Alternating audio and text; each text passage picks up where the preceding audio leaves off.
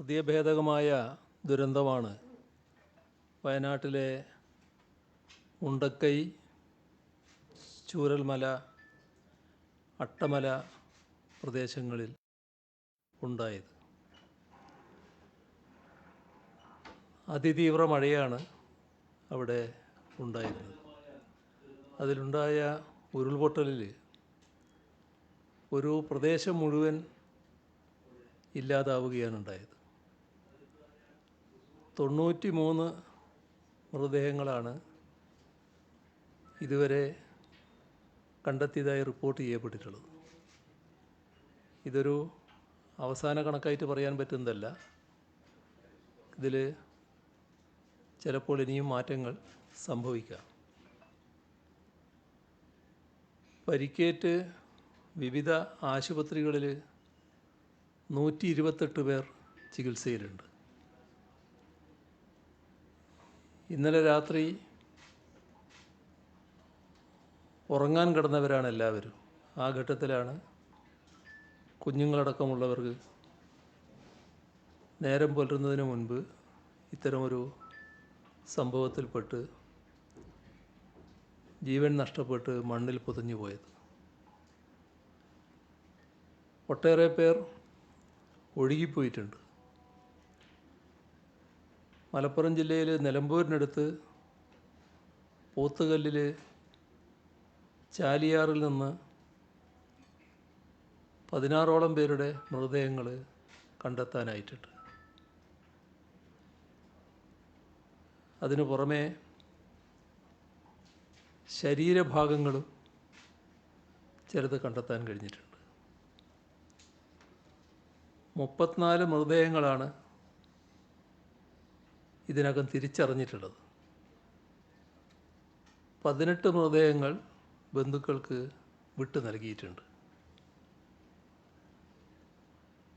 ഇന്ന് വൈകുന്നേരം ലഫ്റ്റനൻ്റ് കേണലിൻ്റെ നേതൃത്വത്തിലുള്ള സൈനിക ടീം ഈ പുഴ മുറിച്ച് കടന്ന് മുണ്ടക്കൈയിലെ മാർക്കറ്റ് മേഖലയിലെത്താൻ കഴിഞ്ഞു. അവിടെ കുടുങ്ങിക്കിടക്കുന്ന പരിക്കേറ്റവരുണ്ട്. അവരെ മുഴുവൻ ആളുകളെയും രക്ഷപ്പെടുത്തി ഈ പുറത്തേക്ക് എത്തിക്കുന്ന വടംകെട്ടി എത്തിക്കുന്നൊരു കേന്ദ്രമുണ്ട്. ആ കേന്ദ്രത്തിലേക്ക് എത്തിച്ചിരിക്കുകയാണ് അവരെ മുഴുവൻ. അപ്പോൾ പരിക്കേറ്റ് കിടക്കുന്നവരെ മുഴുവൻ അവിടുന്ന് മാറ്റാൻ കഴിഞ്ഞു എന്നുള്ള വാർത്തയാണ് ഇപ്പോൾ ഏറ്റവും ഒടുവിൽ ലഭിച്ചിട്ടുള്ളത്. നമ്മുടെ നാട് ഇതുവരെ കണ്ടതിൽ അതീവ ദാരുണമായ പ്രകൃതി ദുരന്തങ്ങളിൽ ഒന്നാണ് ഇപ്പോൾ സംഭവിച്ചത്. ദുരന്തം തകർത്തെറിഞ്ഞ പ്രദേശങ്ങളിൽ രക്ഷാപ്രവർത്തനം ആകാവുന്ന എല്ലാ രീതിയിലും തുടരുകയാണ്. ആദ്യ ഉരുൾപൊട്ടൽ ഇന്ന് പുലർച്ചെ 2 മണിക്കാണെന്നാണ് പൊതുവെ പറയുന്നത്. തുടർന്ന് 4:10 വീണ്ടും ഉരുൾപൊട്ടലുണ്ടായി. മേപ്പാടിയും മുണ്ടക്കൈയും ചൂരൽമല ഉൾപ്പെടെ പ്രദേശത്തെ പല സ്ഥലങ്ങളും ഇതിൻ്റെ ഭാഗമായി ഒറ്റപ്പെട്ടു പോയി. ചൂരൽമല മുണ്ടക്കൈ റോഡ് ഒലിച്ചു പോകുന്ന നിലയുണ്ടായി. ഇവിടെ ഒരു സ്കൂളുണ്ട്, വെള്ളാർമല GVH സ്കൂൾ. അത് ഏറെക്കുറെ പൂർണ്ണമായും മണ്ണിനടിയിലായി പോകുന്ന അവസ്ഥയായി. അവിടെയുള്ളൊരു പുഴ, ഇരുവഴിഞ്ഞി പുഴ, അത് 2ആയി ഒഴുകുന്ന നിലയാണ് ഇപ്പോൾ വന്നിട്ടുള്ളത്. ഒരു പുഴയുടെ സ്ഥാനത്ത് 2 പുഴയായിട്ടുണ്ട്. വീടുകൾക്കും മറ്റ് ജീവനോപാധികൾക്കുമെല്ലാം വലിയ നാശനഷ്ടമാണ് ഉണ്ടായത്. മണ്ണിനടിയിൽപ്പെട്ടവർ, ഒഴുക്കിൽപ്പെട്ടവർ, അങ്ങനെയുള്ള ആളുകൾ ഇനിയും ഉണ്ടാകാം. അവരെയെല്ലാം കണ്ടെത്താനുള്ള ശ്രമം തുടരുക തന്നെ ചെയ്യും. സാധ്യമായ എല്ലാ ശക്തിയും മാർഗവും ഉപയോഗിച്ചുകൊണ്ട് രക്ഷാപ്രവർത്തനം തുടരുക തന്നെയാണ് ചെയ്യുക. ഇതിൽ ജീവൻ നഷ്ടപ്പെട്ടവർക്ക് ആദരാഞ്ജലികൾ അർപ്പിക്കട്ടെ. ദുരന്ത വിവരം അറിഞ്ഞപ്പോൾ പ്രധാനമന്ത്രി നരേന്ദ്രമോദി, ലോക്സഭയിലെ പ്രതിപക്ഷ നേതാവ് രാഹുൽ ഗാന്ധി, ആഭ്യന്തരമന്ത്രി അമിത്ഷാ, തമിഴ്നാട് മുഖ്യമന്ത്രി MK Stalin, Bengal governor CB Ananda Bose ഇവരെല്ലാം നേരിട്ട് വിളിച്ച് കാര്യങ്ങൾ അന്വേഷിക്കുകയും ഏതെല്ലാം രീതിയിൽ സഹായം ചെയ്യേണ്ടതുണ്ടോ അതിനെല്ലാം തയ്യാറാണ് എന്ന് വാഗ്ദത്തം നൽകുകയും ചെയ്തിട്ടുണ്ട്. ഇവിടെയുള്ള നമ്മുടെ കേരളത്തിലെ പ്രതിപക്ഷ നേതാവ്, പ്രതിപക്ഷ ഉപനേതാവ്, മുൻ പ്രതിപക്ഷ നേതാവ്, അങ്ങനെയുള്ള ഒട്ടേറെ പേർ വിളിച്ച് ഈ കാര്യങ്ങളിൽ ഒന്നിച്ച് പ്രവർത്തിക്കാൻ ഉള്ള സന്നദ്ധത അറിയിച്ചിട്ടുമുണ്ട്. എല്ലാവരും ഏകോപിതമായ പ്രവർത്തനമാണ് അവിടെ നടത്തുന്നത്. അപകട വിവരം അറിഞ്ഞ ഉടനെ തന്നെ രക്ഷാപ്രവർത്തനം ഏകോപിപ്പിക്കാനുള്ള ശ്രമം ആരംഭിച്ചിരുന്നു. 5 മന്ത്രിമാർ ഇപ്പോൾ വയനാട്ടിൽ ഈ പ്രവർത്തനങ്ങൾക്ക് നേതൃത്വം കൊടുത്ത് പ്രവർത്തിക്കുന്നുണ്ട്. മന്ത്രിമാരുടെ നേരിട്ടുള്ള മേൽനോട്ടത്തിൽ സൈന്യത്തിൻ്റെ സഹായം ഉൾപ്പെടെയുള്ള ആവശ്യമായ എല്ലാ സജ്ജീകരണങ്ങളും ഒരുക്കിയിട്ടുണ്ട്. നമുക്കാകാവുന്ന രീതിയിലുള്ള രക്ഷാപ്രവർത്തനമൊക്കെ നടന്നുകൊണ്ടിരിക്കുകയാണ്. എല്ലാ സേനാ വിഭാഗങ്ങളും ഇതുമായി ബന്ധപ്പെട്ട് നല്ല രീതിയിലുള്ള സഹായമാണ് ചെയ്തു വരുന്നത്. പരമാവധി ജീവൻ രക്ഷിക്കാനും പരിക്കേറ്റവർക്ക് മികച്ച ചികിത്സ ഒരുക്കാനും മറ്റുള്ളവരെ സുരക്ഷിത സ്ഥാനങ്ങളിലേക്ക് മാറ്റാനുമാണ് ശ്രമിക്കുന്നത്. ഇതിനകം വയനാട്ടിൽ 45 ദുരിതാശ്വാസ ക്യാമ്പുകൾ തുറന്നിട്ടുണ്ട്. 3069 ആളുകളെ ക്യാമ്പുകളിലേക്ക് മാറ്റിപ്പാർപ്പിച്ചിട്ടുണ്ട്. സംസ്ഥാനത്തൊട്ടാകെ 118 ക്യാമ്പുകൾ പ്രവർത്തിക്കുന്നുണ്ട്. സംസ്ഥാനത്താകെ എടുത്താൽ 5531 ആളുകളെ ക്യാമ്പുകളിൽ താമസിപ്പിച്ചിട്ടുണ്ട്. ഫയർഫോഴ്സ്, NDRF, പോലീസ് തുടങ്ങിയ വിവിധ സേനകൾ യോജിച്ചിവിടെ പ്രവർത്തിക്കുകയാണ്. സൈനിക വിഭാഗങ്ങളുടെ സഹായവും അടിയന്തര പ്രാധാന്യത്തോടെ ലഭ്യമാക്കിയിട്ടുണ്ട്. കരസേനയുടെയും നാവികസേനയുടെയും വിവിധ വിഭാഗങ്ങൾ രക്ഷാപ്രവർത്തനത്തിനെത്തുന്നുണ്ട്. ഫയർഫോഴ്സിൽ നിന്നും 329 അംഗങ്ങളെ വിവിധ ജില്ലകളിൽ നിന്നായി വയനാട്ടിലേക്ക് നിയോഗിച്ചിട്ടുണ്ട്. ഇതിൽ വാട്ടർ റെസ്ക്യൂ അക്കാദമിയിലെ 35 ട്രെയിൻഡ് അംഗങ്ങളും 86 സിവിൽ ഡിഫൻസ് ആപ്തമിത്ര അംഗങ്ങളും ഉൾപ്പെടുന്നുണ്ട്. NDRFൻ്റെ 60 അംഗ ടീമിൽ ഇതിനകം തന്നെ അവർ വയനാട്ടിലെത്തിയിട്ടുണ്ട്. കൂടാതെ ബാംഗ്ലൂരിൽ നിന്നുള്ള സംഘം വയനാട്ടിലേക്ക് പുറപ്പെട്ടു. DSCയുടെ 64 പേരടങ്ങുന്ന ടീം വയനാട് എത്തിയിട്ടുണ്ട്. 89 പേരുടെ ടീം പുറപ്പെട്ടിട്ടുമുണ്ട്. മറ്റൊരു DSC ടീം കണ്ണൂരിൽ സജ്ജമാണ്. സുലൂരിൽ നിന്ന് വയനാട്ടിലേക്ക് പുറപ്പെട്ട എയർഫോഴ്സിൻ്റെ 2 ചോപ്പറുകൾ പ്രതികൂല കാലാവസ്ഥയെ തുടർന്ന് കോഴിക്കോട് നിൽക്കുകയാണ്.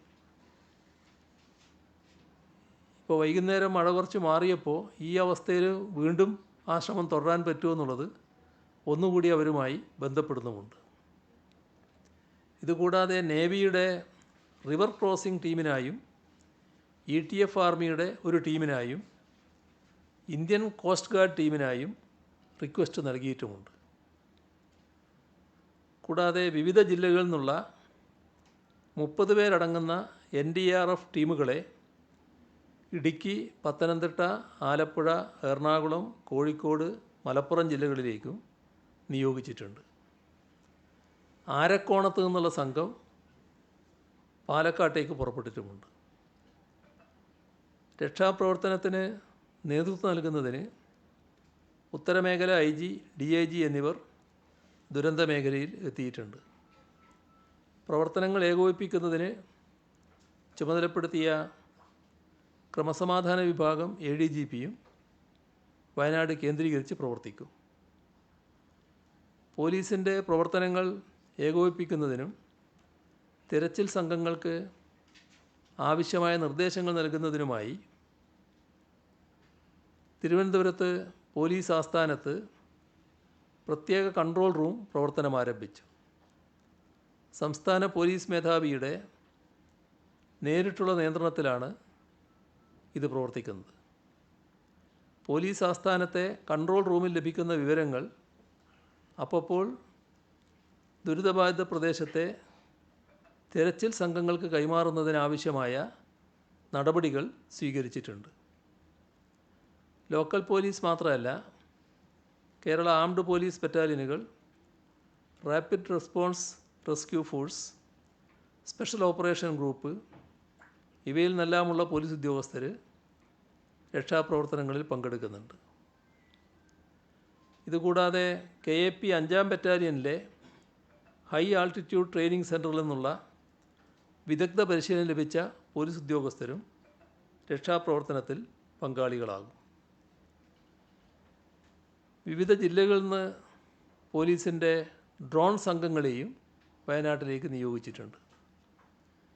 മണ്ണിനടിയിലുള്ള മൃതദേഹങ്ങൾ കണ്ടെത്തുന്നതിൽ പ്രത്യേക പരിശീലനം ലഭിച്ച 2 പോലീസ് നായ്ക്കളെയും തെരച്ചിലിനായി ഉപയോഗിക്കുന്നുണ്ട്. സൈന്യത്തിൻ്റെ പരിശീലനം ലഭിച്ച നായ്ക്കളെ ലഭ്യമാക്കാനും അഭ്യർത്ഥിച്ചിട്ടുണ്ട്. അവശിഷ്ടങ്ങൾ നീക്കം ചെയ്യുന്നതിനും മറ്റുമുള്ള യന്ത്രസാമഗ്രികളുമായി ബാംഗ്ലൂരിൽ നിന്നെത്തുന്ന കരസേനാ വിഭാഗങ്ങൾക്ക് തടസ്സം കൂടാതെ എത്തിച്ചേരുന്നതിനായി ട്രാഫിക് ക്രമീകരണങ്ങൾ ഏർപ്പെടുത്തിയിട്ടുമുണ്ട്.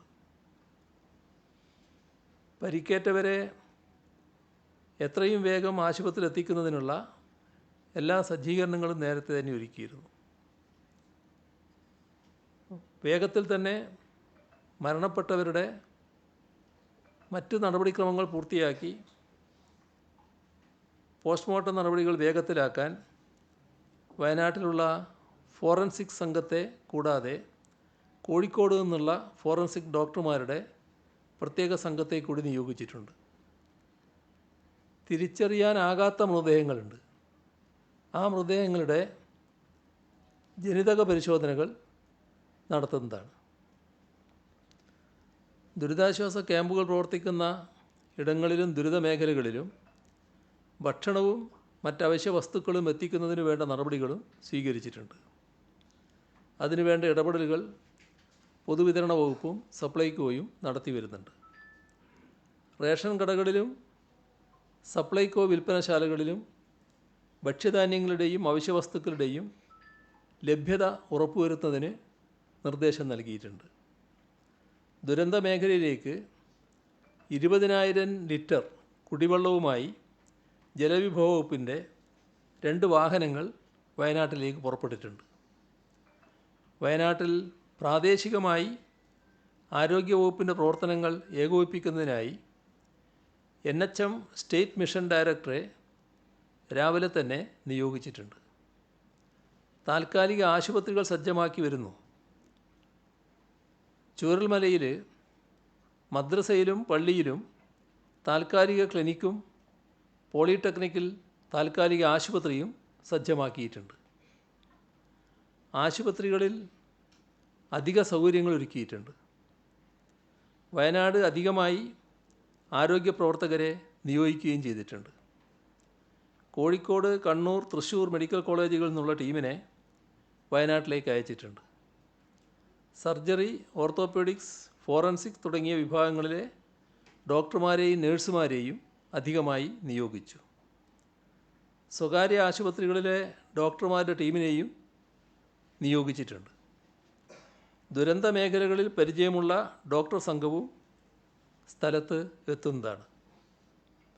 അധിക മോർച്ചറി സൗകര്യങ്ങളും ഒരുക്കും. മൊബൈൽ മോർച്ചറികളുടെ സേവനം കൂടി ഉപയോഗപ്പെടുത്തും. അവധിയിലുള്ള ആരോഗ്യ പ്രവർത്തകർ അടിയന്തരമായി തിരികെ ജോലിയിൽ പ്രവേശിക്കാൻ നിർദ്ദേശം നൽകിയിട്ടുണ്ട്. ആവശ്യമായ മരുന്നുകളും മറ്റുപകരണങ്ങളും അധികമായി എത്തിച്ചു വരുന്നു. കനിവ് 108 ആംബുലൻസുകൾ ഉൾപ്പെടെ അധികമായി എത്തിച്ചിട്ടുണ്ട്. മലയോര മേഖലയിൽ ഓടാൻ കഴിയുന്ന 108ൻ്റെ റാപ്പിഡ് ആക്ഷൻ മെഡിക്കൽ യൂണിറ്റുകളും സ്ഥലത്തേക്ക് അയക്കാൻ നിർദ്ദേശം നൽകിയിട്ടുണ്ട്. ആശുപത്രികളുടെ സൗകര്യങ്ങളനുസരിച്ച് പ്ലാൻ തയ്യാറാക്കി പ്രവർത്തനങ്ങൾ ഏകോപിപ്പിച്ചു വരുന്നു. ഇപ്പോൾ അപകടമുണ്ടായ സ്ഥലം ദുരന്തബാധിത പ്രദേശമായി പ്രഖ്യാപിച്ച സ്ഥലമല്ല. എന്നാൽ ഉരുൾപൊട്ടലിൻ്റെ പ്രഭവ കേന്ദ്രമായി അറിയപ്പെടുന്ന മുണ്ടക്കൈ എന്ന സ്ഥലം തീവ്ര ദുരന്ത സാധ്യതാ പ്രദേശത്താണ്. ഒഴുകിവന്ന മണ്ണും ഉരുളും പാറകളും ഉരുൾപൊട്ടൽ ദുരന്ത സാധ്യതയില്ലാത്ത ചൂരൽമല അങ്ങാടി എന്ന പ്രദേശത്താണ് വന്നടിഞ്ഞിട്ടുള്ളത്. അത് പ്രഭവ കേന്ദ്രത്തിൻ്റെ 6 കിലോമീറ്റർ അകലെയാണ്. ഈ പ്രദേശം നിരപ്പായ പുഴയുടെ തീരവും വർഷങ്ങളായി ജനവാസമുള്ള മേഖലയുമാണ്. എന്നാൽ ഉരുൾപൊട്ടലിൻ്റെ പ്രഭവ കേന്ദ്രം മനുഷ്യവാസമുള്ള പ്രദേശമല്ല. മഴ കനത്തതിനാൽ ആളുകളെ മാറ്റിപ്പാർപ്പിച്ചിരുന്നു. ഇത് അപകടത്തിൻ്റെ വ്യാപ്തി കുറക്കുന്നതിന് കാരണമായി. ഇവിടെ ഓറഞ്ച് അലർട്ടാണ് നിലനിന്നിരുന്നത്. 64 മുതൽ 204 വരെ മില്ലിമീറ്റർ മഴ പെയ്യുമെന്നായിരുന്നു ഇന്നലെ ഉച്ചയ്ക്കുള്ള മുന്നറിയിപ്പ്. എന്നാൽ ആദ്യത്തെ 24 മണിക്കൂറിനുള്ളിൽ 200 മില്ലിമീറ്ററും അടുത്ത 24 മണിക്കൂറിനുള്ളിൽ 372 മില്ലിമീറ്റർ മഴയുമാണ് ഈ പ്രദേശത്ത് പെയ്തത്. 48 മണിക്കൂറിനുള്ളിൽ 572 മില്ലിമീറ്റർ മഴയാണ് ആകെ പെയ്തത്. കാലാവസ്ഥാ വ്യതിയാനത്തിൻ്റെയും മറ്റും പശ്ചാത്തലത്തിൽ മഴയും മറ്റ് പ്രകൃതി ദുരന്തങ്ങളും ചിലപ്പോഴെങ്കിലും പ്രവചനാതീതമാണ്. അപ്രതീക്ഷിതമായ വൻമഴയും മേഘവിസ്ഫോടനവും ഉരുൾപൊട്ടലുമൊക്കെ അതിൻ്റെ ഭാഗമായിട്ടാണ് ഉണ്ടാകുന്നത്. നാം ഏറെ കാലമായി ജീവിക്കുന്ന പ്രദേശത്ത് മുൻപ് അത്തരം അനുഭവങ്ങൾ ഒന്നും ഉണ്ടായിട്ടില്ലായിരിക്കാം. എന്നാൽ മാറിയ സാഹചര്യത്തിൽ മുൻ അനുഭവങ്ങൾ ഉണ്ടായിട്ടില്ലെങ്കിലും ദുരന്ത സാധ്യതാ മുന്നറിയിപ്പുകൾ ഉണ്ടെങ്കിൽ അതെല്ലാവരും പാലിക്കാൻ തയ്യാറാകണമെന്ന് അഭ്യർത്ഥിക്കുകയാണ്. ഏറെക്കാലമായി താമസിക്കുന്ന ഇടമാണ്, മാറി നിൽക്കാൻ ബുദ്ധിമുട്ടുണ്ട് എന്ന ചിന്ത മാറ്റിവെച്ച് മാറി നിന്നാൽ മാത്രമേ സുരക്ഷിതത്വം ഉണ്ടാകൂ എന്ന രീതിയിലേക്ക് മാറേണ്ടതുണ്ട്.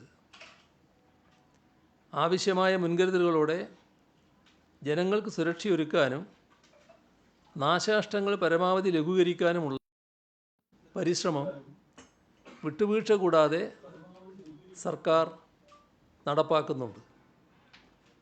അത് മികച്ച ഫലം നൽകണമെങ്കിൽ ജനങ്ങളുടെ പൂർണ്ണ സഹകരണം അനിവാര്യമാണ്. അധികൃതർ നൽകുന്ന നിർദ്ദേശങ്ങൾ അവഗണിക്കാതെ കൃത്യമായി പാലിക്കാൻ എല്ലാവരും സന്നദ്ധരാവുക, ഓരോരുത്തരും അതിന് തയ്യാറാവുക എന്നതാണ് ആവശ്യമായിട്ടുള്ളത്.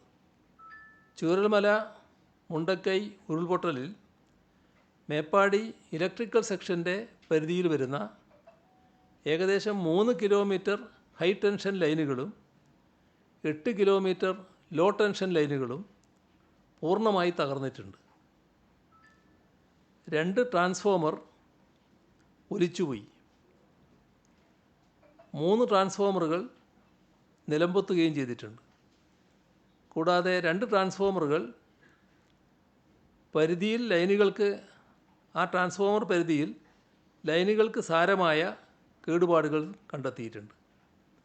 350ഓളം വീടുകളുടെ സർവീസ് പൂർണ്ണമായും തകർന്നിട്ടുണ്ട്. കൂടുതൽ വിവരങ്ങൾ വിലയിരുത്തി വരികയാണ്. ദുരന്തബാധിത മേഖലയിലെ 7 ട്രാൻസ്ഫോമർ, അതിനുള്ളിൽ ഏകദേശം 1400 ഉപഭോക്താക്കൾ വരും. ഈ 7 ട്രാൻസ്ഫോമർ ഒഴികെ ബാക്കി എല്ലായിടങ്ങളിലും വൈകുന്നേരത്തോടെ വൈദ്യുതി ബന്ധം പുനഃസ്ഥാപിക്കുന്നതിനുള്ള നടപടികൾ വൈദ്യുതി വകുപ്പ് സ്വീകരിച്ചു വരുന്നുണ്ട്.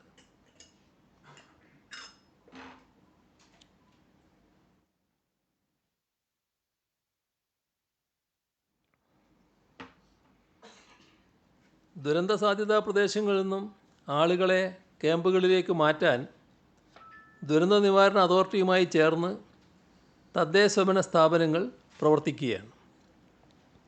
ക്യാമ്പുകളിലുള്ളവർക്കും ഒറ്റപ്പെട്ടു പോയവർക്കും കുടിവെള്ളം, ഭക്ഷണം, മറ്റ് സൗകര്യങ്ങൾ എന്നിവ അടിയന്തരമായി ലഭ്യമാക്കാൻ സ്ഥാപനങ്ങൾക്ക് ബന്ധപ്പെട്ട വകുപ്പ് നിർദ്ദേശം നൽകിയിട്ടുണ്ട്.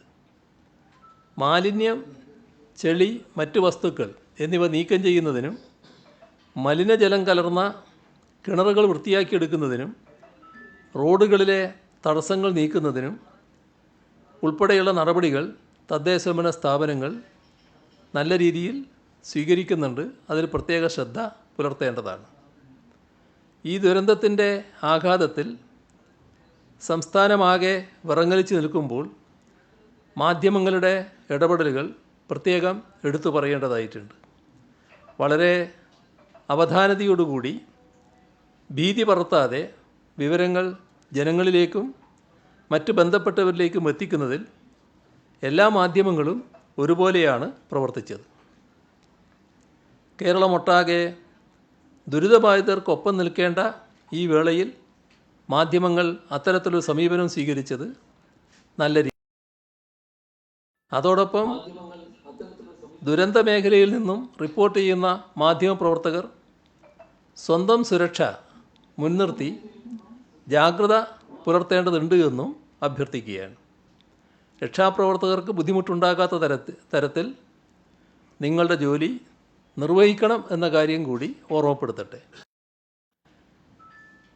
വിവരമറിഞ്ഞ് ഒട്ടേറെ ആളുകൾ വയനാട്ടിലേക്ക് തിരിക്കുന്നുണ്ട്. അത് നമ്മുടെ നാടിൻ്റെ ഒരു പ്രത്യേക രീതിയുമാണ്. പക്ഷെ അനാവശ്യമായ അത്തരം സന്ദർശനങ്ങൾ ഒഴിവാക്കുന്നത് ഈ ഘട്ടത്തിൽ ഗുണം ചെയ്യും. പറഞ്ഞറിയിക്കാൻ ആവാത്ത അത്രയും തീവ്രമായ ഒരു ദുരന്തമുഖത്താണ് നാടുള്ളത്.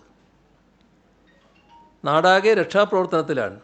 ഈ സമയത്ത് രക്ഷാപ്രവർത്തനത്തിലാണ് പ്രാമുഖ്യം. രക്ഷാപ്രവർത്തനത്തിൽ പങ്കെടുക്കേണ്ട, അതിൻ്റെ അകത്ത് പങ്കാളിത്തം വഹിക്കേണ്ട ആളുകളാണ് അവിടെ എത്തിപ്പെടേണ്ടത്.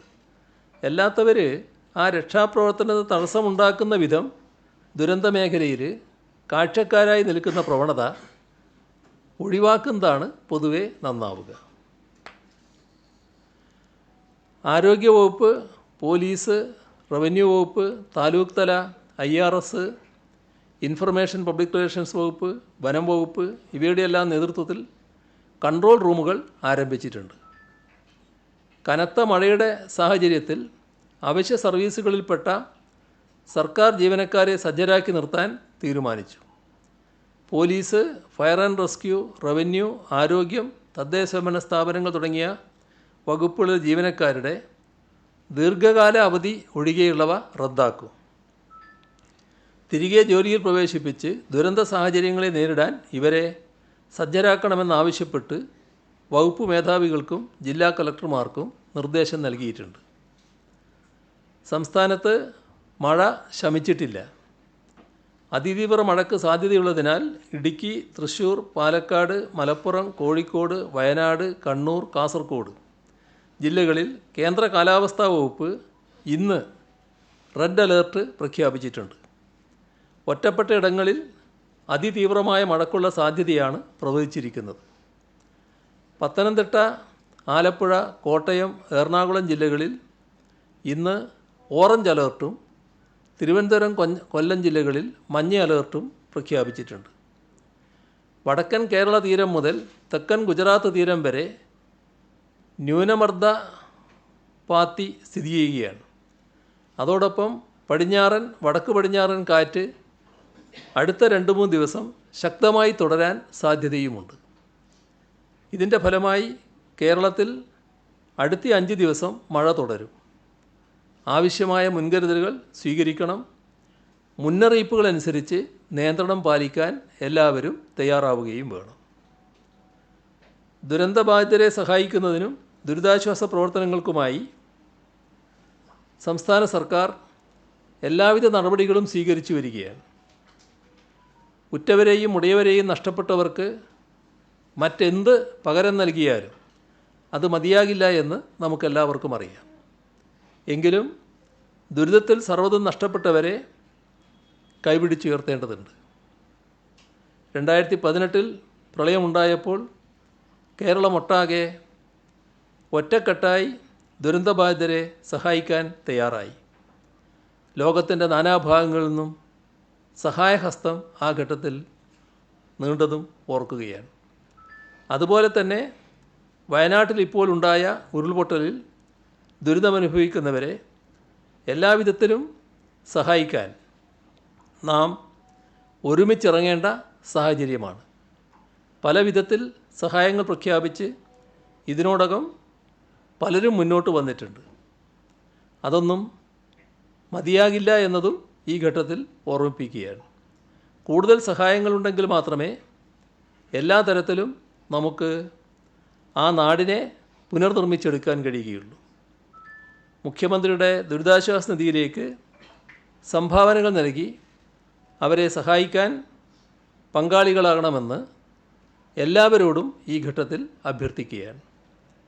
CMDRFിലേക്ക് 50 ലക്ഷം രൂപ കേരള ബാങ്ക് ഈ കാര്യത്തിൽ ഇന്ന് തന്നെ നൽകിയിട്ടുണ്ട്.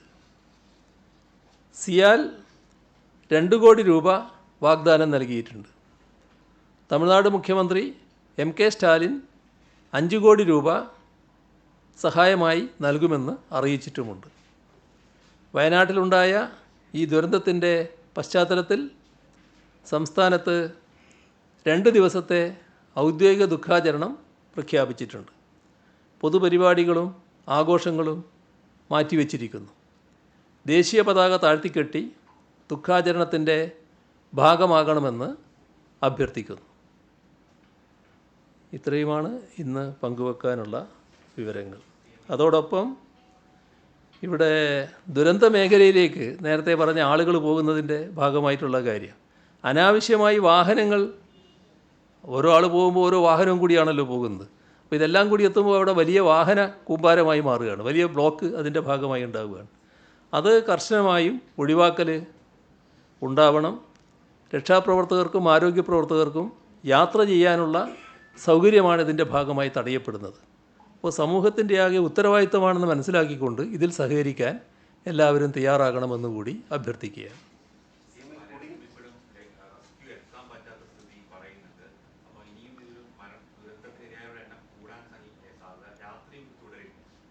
അല്ല, അതാണ് ഞാൻ പറഞ്ഞത്. നേരത്തെ നമുക്ക് എത്തിപ്പെടാൻ പറ്റാത്ത സ്ഥലമായിരുന്നു ഈ പറഞ്ഞ ഒരു പ്രത്യേക പ്രദേശം. ആ പ്രദേശത്ത് നമ്മുടെ കോഴിക്കോടുള്ള ഒരു സൈനിക ടീം സാധാരണ അവർ വടം കെട്ടിപ്പോയ വഴിയാണ് നേരത്തെ ഉണ്ടായിരുന്നത്. എന്നിട്ട് അതിലെ കൂടി ആളുകളെ ചിലരെ ഇങ്ങോട്ട് കടത്തി കൊണ്ടുവരികയായിരുന്നു. അതല്ലാതെ കുറച്ച് മേലോട്ട് പോയുള്ളൊരു വഴിയിലൂടെ അപ്പുറമെത്തി. അങ്ങനെ ഈ പ്രദേശത്തേക്ക് അവരെത്തി. അവിടെയുള്ള പരിക്ക് പറ്റിയ മുഴുവൻ ആളുകളെയും അവിടുന്ന് മാറ്റി ഈ വടം വഴി ഇങ്ങോട്ട് കടത്തുന്നുണ്ടല്ലോ, അവിടെ ഇപ്പോൾ എത്തിച്ചിട്ടുണ്ട്. അവിടെ ഇങ്ങോട്ട് കടത്താൻ കഴിയുമെന്നാണ് അവർ പറയുന്നത്. അപ്പോൾ അതിലേക്കൊരു ആശ്വാസ വാർത്തയാണ് ഇന്ന് വൈകുന്നേരം ലഭിച്ചിട്ടുള്ളത്. അതാണ് ഞാൻ ആദ്യം പറഞ്ഞത്. രാത്രി വിഷമമല്ലേ അവിടുത്തെ അവസ്ഥ വെച്ചാൽ. ഇപ്പം തന്നെ ഈ സമയമാകുമ്പോഴേക്ക് തന്നെ അവിടെ വല്ലാതെ ഇരുടായി. അതുകൊണ്ട് രാത്രി തുടരാൻ വിഷമമായിരിക്കും അവിടെ.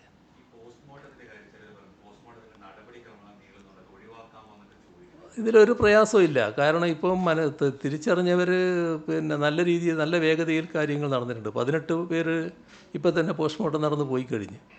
പോസ്റ്റ്മോർട്ടത്തിന് പിന്നെ ഭാവിയിൽ അവർക്ക് എന്തെങ്കിലും അവരുടെ കുടുംബത്തിന് എന്തെങ്കിലും പ്രയാസമുണ്ടാകണ്ട എന്നുള്ളത് കൊണ്ടാണ് അത് മറ്റൊരു നിലയെടുക്കാത്തത്. അത് വേഗം തന്നെ പൂർത്തിയാക്കുന്ന നടപടികൾ ആരോഗ്യവകുപ്പ് പ്രത്യേകമായി ചെയ്തിട്ടുണ്ട്. എല്ലാ സജ്ജീകരണങ്ങളും ഒരുക്കിയിട്ടുണ്ട്.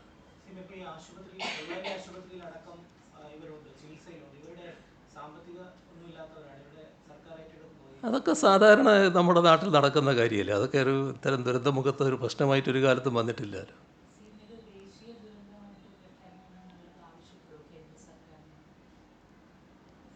ഇതിനാവശ്യമായ എല്ലാ സഹായവും പിന്തുണയും അവർ നൽകാമെന്ന് വാഗ്ദാനം ചെയ്തിട്ടുണ്ട്. നമുക്ക് നോക്കാം എന്താ വേണ്ടതെന്നുള്ളത്.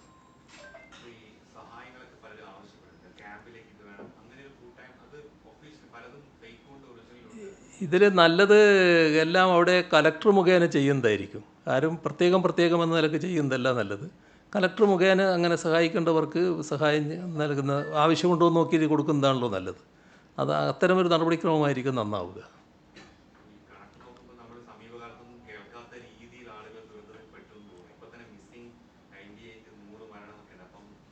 ഒരു വല്ലാത്ത ദുരന്തമാണല്ലോ. ഒരു ശാന്തമായ സ്ഥലം, സമനിരപ്പായ സ്ഥലം, അവിടെ താമസിക്കുന്നൊരു ഗ്രാമം, അവിടെ ഈ കുന്നിൻ്റെ മുകളിൽ നിന്നാണല്ലോ ഇത് ലാൻഡ് സ്ലൈഡ് ആദ്യം ഉണ്ടാകുന്നത്. അതിങ്ങ് മണ്ണിടിഞ്ഞ് ഒരു വലിയ ശക്തിയോടെ വരികയാണല്ലോ. അതിനകത്ത് മണ്ണ് മാത്രമല്ലല്ലോ, കല്ലും മറ്റ് കാര്യങ്ങളും വലിയ പാറകളും എല്ലാം കൂടിയല്ലേ വരുന്നത്. ഈ കിടന്നുറങ്ങുന്നവരുടെ മേലെ കൂടി അങ്ങ് പോവുകയല്ലേ. അതിൻ്റെ വ്യാപ്തിയല്ലേ കാണിക്കുന്നത്. ആ സ്കൂളിൻ്റെ 2ാമത്തെ നിലയുടെ മുകളിലാണ് ഇതിൻ്റെ ഉയരമെന്നല്ലേ കാണിക്കുന്നത്. അപ്പോൾ എത്ര ശക്തിയിലാണത് വന്നതെന്നല്ലേ. അപ്പോൾ നമുക്ക് ഇങ്ങനെയും സംഭവിക്കാമെന്ന് കാണുക എന്നല്ലാതെ വേറെ എന്താ ചെയ്യാൻ പറ്റും?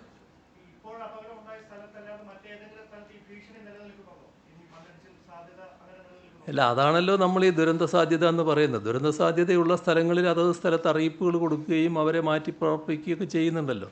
അതിവിടെയും നടന്നിട്ടുണ്ട്. ഇവിടെ തന്നെ കുറച്ച് അപ്പുറത്തായിട്ട് കോളനി 1-2 കോളനികൾ ഉണ്ടായിരുന്നു എന്ന് പറയുന്നുണ്ട്. അവരെ മാറ്റി പാർപ്പിച്ചിരുന്നു എന്നാണ് പറയുന്നത്. അതുകൊണ്ടാണ് കുറേ ആളുകൾ ഒഴിവായി കിട്ടിയത്. പക്ഷേ ഇവിടെ അങ്ങനെ ഒരു പ്രതീക്ഷ ആർക്കും ഇല്ല. അതാണ് സംഭവിക്കുന്നത്.